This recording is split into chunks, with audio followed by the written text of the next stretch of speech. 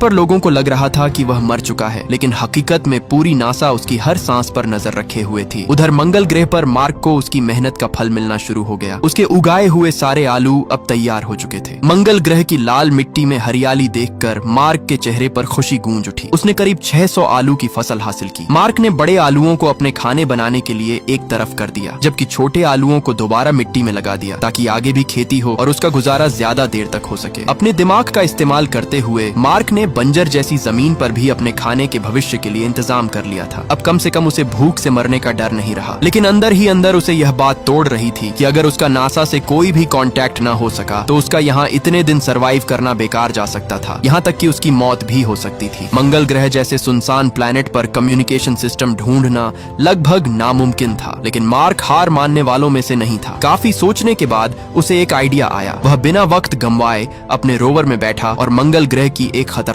जगह की तरफ निकल पड़ा जो उसके कैंप से लगभग 60 दिन की दूरी पर थी। उधर धरती पर सैटेलाइट्स के जरिए उसकी हर मूवमेंट मॉनिटर की जा रही थी। मिंडी और विंसेंट दोनों दंग रह गए। उन्हें समझ नहीं आ रहा था कि मार्क अपने कैंप को छोड़कर इतनी दूर क्यों जा रहा है। दिन गुजरते गए और मार्क लगातार एक ही दिशा में आगे बढ़ता रहा। मंगल ग्रह की सुनसान जमीन पर उसकी जिंदगी का सबसे खतरनाक सफर कई दिनों तक जारी रहा। जैसे जैसे वह आगे बढ़ता गया, नासा की पूरी टीम के अंदर खौफ और भी बढ़ने लगा। नासा की टीम अब तक समझ ही नहीं पा रही थी कि मार्क आखिर कर क्या रहा है। इसी बीच अचानक विंसेंट को कुछ याद आ गया। उसने तुरंत मंगल ग्रह के मैप पर मार्क का पूरा रूट मैप किया तो उसे पता चला कि मार्क असल में एक पुराने मंगल ग्रह प्रोब पाथफाइंडर की तरफ जा रहा है। ये वही रोबोटिक लैंडर था जिसे नासा ने बहुत साल पहले मंगल ग्रह पर भेजा था ताकि वह वहाँ की मिट्टी का सारा डेटा कलेक्ट कर सके। पहले तो वे इस मिशन में सफल रहे, लेकिन कुछ सालों बाद उसकी बैटरी डेड हो गई और धरती का उससे हमेशा के लिए संपर्क टूट गया। तब से वह पाथफाइंडर मंगल ग्रह की मिट्टी में कहीं दबा हुआ था। इसलिए मार्क उसे ढूंढने के लिए निकला था, क्योंकि वही उसे नासा की टीम से कांटेक्ट करवा सकता था। काफी खोजने के बाद आखिरकार उसने मंगल ग्रह की मिट्टी में दबा हुआ पाथफाइंडर निकाल ही लिया। विंसेंट का अंदाजा बिल्कुल सही साबित हुआ, लेकिन एक और चैलेंज अभी बाकी था। कम्युनिकेशन तभी पॉसिबल होती अगर नासा के पास धरती पर उस सिस्टम का वही मॉडल मौजूद होता। विंसेंट बिना देर किए कैलिफोर्निया में मौजूद JPL की तरफ निकल पड़ा, क्योंकि अब सालों पुरानी टेक्नोलॉजी ही मार्क और धरती के दरमियान इकलौता कनेक्शन बन सकती थी। खुशकिस्मती से JPL में उस पाथफाइंडर का बचा हुआ मॉडल अब भी सुरक्षित पड़ा हुआ था। विंसेंट ने तुरंत कुछ वैज्ञानिकों को अपने पास बुलाया जो सालों पहले इसी पाथफाइंडर मिशन पर काम कर चुके थे। अब विंसेंट के लिए असली खेल शुरू हो चुका था, लेकिन क्या वह मार्क को बचा पाएगा या नहीं, ये हमें आगे जाकर पता चलेगा। उधर मंगल ग्रह पर मार्क ने पाथफाइंडर की डेड बैटरी निकाली और उसे अपने कैंप के पावर सोर्स से कनेक्ट कर दिया। जैसे ही उसने उसे कनेक्ट किया, खुशकिस्मती से वह काम करने लगा। जैसे ही उसने उस पाथफाइंडर का एंटीना धरती की तरफ घुमाया, अचानक JPL के पुराने मॉडल को जो नासा के पास पड़ा था तुरंत सिग्नल मिल गया। पूरी टीम ने जैसे ही उस पाथफाइंडर को काम करता हुआ देखा, उनकी खुशी का कोई ठिकाना नहीं रहा। एक ऐसा स्पेसक्राफ्ट जिससे सालों पहले कांटेक्ट टूट चुका था, वह दोबारा काम कर रहा था। जब एक मेंबर ने पाथफाइंडर को कमांड्स भेजनी शुरू की और जैसे ही उसने कमांड दी, मंगल ग्रह पर पड़े पाथफाइंडर का कैमरा ऑटोमेटिक ऑन हो गया। मंगल ग्रह पर पाथफाइंडर का कैमरा हिलता देखकर मार्क तुरंत समझ गया कि धरती पर मौजूद नासा की टीम उससे कांटेक्ट करना चाह रही है। उसने तुरंत एक बोर्ड उठाया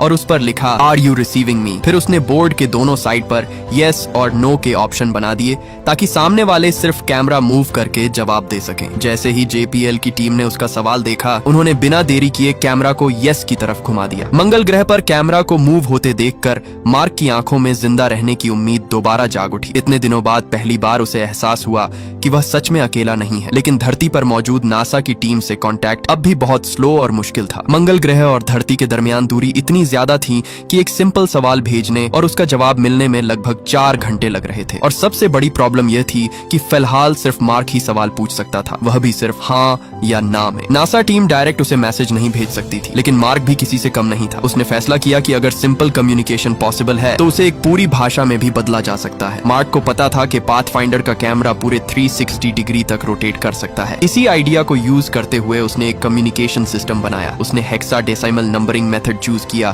क्योंकि हेक्साडेसिमल वैल्यूज को ASCII कोड्स में कन्वर्ट करके लेटर्स और वर्ड्स बनाए जा सकते थे। अर्थ पर विंसेंट और उसकी टीम ने भी पाथफाइंडर के चारों तरफ हेक्साडेसिमल सिंबल्स लगा दिए ताकि कैमरा मूवमेंट्स के थ्रू मैसेजेस एक्सचेंज किए जा सकें। अब धीरे धीरे मंगल ग्रह और धरती के दरमियान एक साधारण भाषा तैयार होने लगी थी, लेकिन ये तरीका बहुत स्लो था। एक साधारण सा मैसेज भेजने में भी काफी वक्त लग जाता था। इसलिए नासा साइंटिस्ट्स ने मार्क को कुछ स्पेशल कोड भेजे। उसने उन कोड्स की मदद से अपने रोवर को पाथफाइंडर सिस्टम के साथ कनेक्ट कर दिया, जिससे अब वह अपने कंप्यूटर से डायरेक्ट टेक्स्ट मैसेजेस भेज सकता था, जो पहले के मुकाबले में बहुत ज्यादा तेज था। नासा ने उसे मैसेज भेजा कि रेस्क्यू ऑपरेशन स्टार्ट हो चुका है और सबसे पहले उसके लिए ज्यादा से ज्यादा खाने पीने की चीजें भेजी जाएंगी, ताकि जब तक नासा की टीम दोबारा मंगल ग्रह तक पहुंचेगी तब तक वो खाना उसके काम आ सके। ये मैसेज पढ़ते ही उसके अंदर एक नई उम्मीद जग उठी। अब पहली बार उसे लग रहा था कि शायद वह वाकई यहाँ से जिंदा वापस जा सके। फिर उसने नासा की टीम से एक सवाल किया कि मेरे सब साथियों को ये पता है कि मैं जिंदा हूँ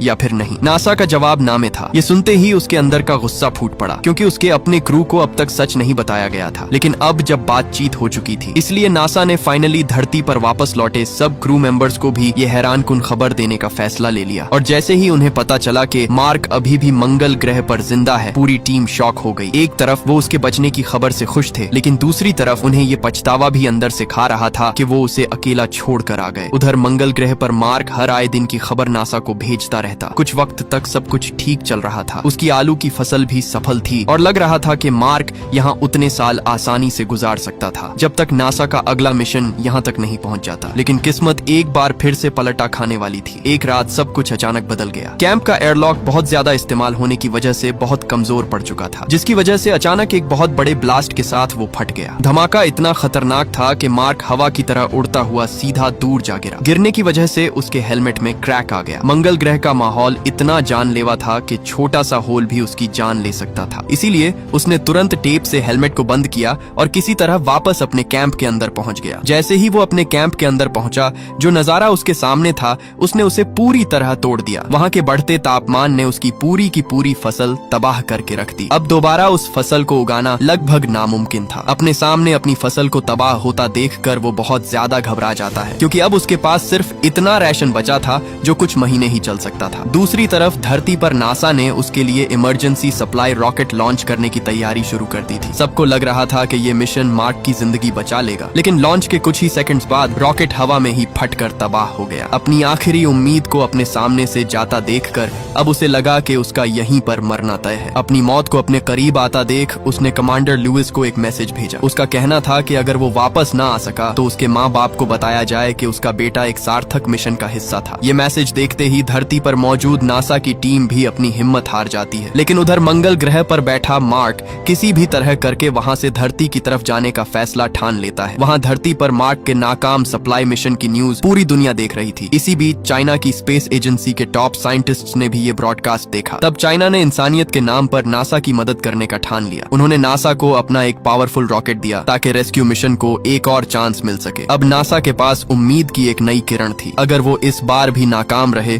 तो मार्क की जिंदगी हमेशा के लिए खत्म होने वाली थी। इसी बीच असली एंट्री होती है रिच पर्नेल की, एक ब्रिलियंट एस्ट्रोडायनामिक्स एक्सपर्ट। नासा के पास आते ही उसने एक ऐसा प्लान बनाया जो सुनने में लगभग नामुमकिन लग रहा था, लेकिन साइंटिफिकली जीनियस था। इस स्ट्रेटेजी को बाद में रिच पर्नेल मैन्यूवर नाम दे दिया गया। उसका प्लान ये था कि स्पेसक्राफ्ट को धरती पर लैंड करवाने के बजाय धरती की ग्रेविटी को गुलेल की तरह यूज किया जाए, यानी स्पेसशिप धरती के पास से हाई स्पीड पर गुजरते हुए ग्रेविटी बूस्ट ले और सीधा दोबारा मंगल ग्रह की तरफ मुड़ जाए। ये मिशन बहुत खतरनाक था। अगर इसमें छोटी सी भी गलती हो गई तो पूरा क्रू हमेशा के लिए स्पेस में खो सकता था। नासा के डायरेक्टर को रिच पर्नेल का प्लान बहुत ज्यादा खतरनाक लगा, इसलिए उन्होंने उसे रिजेक्ट कर दिया। लेकिन मिशन डायरेक्टर डीवन को लग रहा था कि यही मार्क को बचाने का आखिरी चांस हो सकता है। लेकिन किसी ने भी उसकी बात ना सुनी, इसलिए उसने छुपकर पूरा प्लान सब क्रू मेंबर तक पहुंचा दिया। अब पूरी गेम क्रू के हाथ में थी। या तो वो सुरक्षित धरती वापस लौट जाते या फिर अपनी जान खतरे में डालकर एक और बहुत लंबा मिशन शुरू करते, सिर्फ अपने दोस्त को बचाने के लिए। कुछ देर सोचने के बाद टीम ने यह फैसला लिया कि वो किसी भी सूरत अब मार्क को अकेला छोड़कर वापस धरती पर नहीं जाएंगे। उधर मंगल ग्रह पर मार्क भी अपने काम में लगा था। उसे लगभग 60 दिन का और खतरनाक सफर करके उस एक और MAV तक पहुंचना था जो भविष्य एरिस 4 मिशन के लिए पहले से मंगल ग्रह पर रखा गया था। लेकिन ये उसके पास एक आखिरी मौका था यहाँ से धरती की तरफ जिंदा जाने का। इसलिए उसने कई दिन तक सिर्फ अपने पास बचे कूचे आलू खाकर अपना अपना सफर शुरू कर दिया। कई दिन का खतरनाक और जानलेवा सफर करके आखिरकार वो उस MAV तक पहुंच ही गया, लेकिन उसके आगे एक बार फिर से नई मुसीबत आ खड़ी हुई। MAV को इतना हल्का बनाना जरूरी था कि वो मार्स की ऑर्बिट तक पहुंच सके। नासा ने उसे तुरंत कहा कि रॉकेट से गैर जरूरी चीजें निकाल दी जाएं। मतलब अब मार्क को असल में एक खुले छत वाले रॉकेट में लॉन्च लेना था, जो देखने में किसी जुगाड़ मशीन जैसा लग रहा था। दूसरी तरफ क्रू स्पेसक्राफ्ट मंगल ग्रह की ऑर्बिट में पहले ही पहुंच चुका था और सबकी नजरें मार्क के लॉन्च पर लगी हुई थी। जैसे ही मार्क ने अपना MAV लॉन्च किया, रॉकेट बहुत तेजी से उड़ने लगा, लेकिन लॉन्च के प्रेशर को उस MAV की नोक पर लगी तिरपाल सह ना सकी, जिससे वो वहीं पर फट गया और अचानक प्रेशर की वजह से मार्क भी बेहोश हो गया। खुशकिस्मती से MAV कामयाबी से मंगल ग्रह की ऑर्बिट में एंटर कर गया, लेकिन एक बार फिर से एक बहुत बड़ी मुसीबत ठीक उसके सामने आ खड़ी हुई। हार्मेस और मार्क के स्पेसक्राफ्ट के दरमियान अब भी तकरीबन 68 किलोमीटर का फासला था। इतनी दूरी से डायरेक्ट रेस्क्यू करना इम्पॉसिबल लग रहा था। ये देखते ही कमांडर लुइस ने तुरंत हार्मेस के सब इंजन एक्टिवेट करने का ऑर्डर दिया। क्रू ने थ्रस्टर्स यूज करके हार्मेस को मैक्सिमम स्पीड से MAV के करीब लाना शुरू किया। दूसरी तरफ मार्क को जैसे ही होश आया, उसकी आवाज सब क्रू मेंबर के पास जा पहुंची, जिसे सुनते ही पूरी क्रू की जान में जान आ गई। अब उन्हें लगा कि उन्होंने अपना मिशन पूरा कर दिया, लेकिन खतरा अब भी खत्म नहीं हुआ था। हर्मीज और MAV की ऑर्बिटल स्पीड में अब भी काफी डिफरेंस था, लगभग 42 मीटर्स पर सेकंड। स्पेस में ये छोटा नंबर भी बहुत खतरनाक होता है। अगर उन्होंने दोनों स्पेसक्राफ्ट की स्पीड को लगभग बराबर न किया तो मार्क को सुरक्षित अपने पास लाना नामुमकिन हो जाता। लेकिन हर्मीज के लिए एक और मुसीबत खड़ी हो गई थी। अगर वो दोबारा सब इंजन फुल पावर पर ऑन करते तो उनके पास धरती वापस लौटने के लिए जरूरी फ्यूल नहीं बचता। हालात अब लगभग इम्पॉसिबल लग रहे थे। तब कमांडर लुइस ने एक और फैसला लिया। उन्होंने हर्मेस के लॉक में बम फोड़ने का प्लान बनाया ताकि उस ब्लास्ट से स्पेसशिप की स्पीड और दिशा थोड़ी एडजस्ट की जा सके। ये प्लान बहुत रिस्की था, लेकिन अब उनके पास रिस्क लेने के सिवा कोई और ऑप्शन भी नहीं था। ब्लास्ट के बाद हार्मेस मार्क के काफी करीब आ गया, लेकिन अब भी उनके दरमियान खतरनाक दूरी बाकी थी, जिसे देखते ही मार्क ने अपनी जिंदगी का सबसे बड़ा फैसला लिया। उसने अपने स्पेस सूट के ग्लव में छोटा सा होल बनाया और निकलती हुई हवा के प्रेशर से वो उड़ता हुआ स्पेस में हार्मेस की तरफ बढ़ने लगा। उधर कमांडर लुइस भी रस्सी के साथ उसे पकड़ने के लिए आगे बढ़ रही थी। जैसे ही मार्क उसके पास आया, वो बदकिस्मती से उसे पकड़ नहीं पाई, लेकिन किसी तरह करके मार्क ने उसकी रस्सी पकड़ ली और दोनों एक दूसरे के करीब आ पहुंचे। आखिरकार क्रू ने उसे खींचकर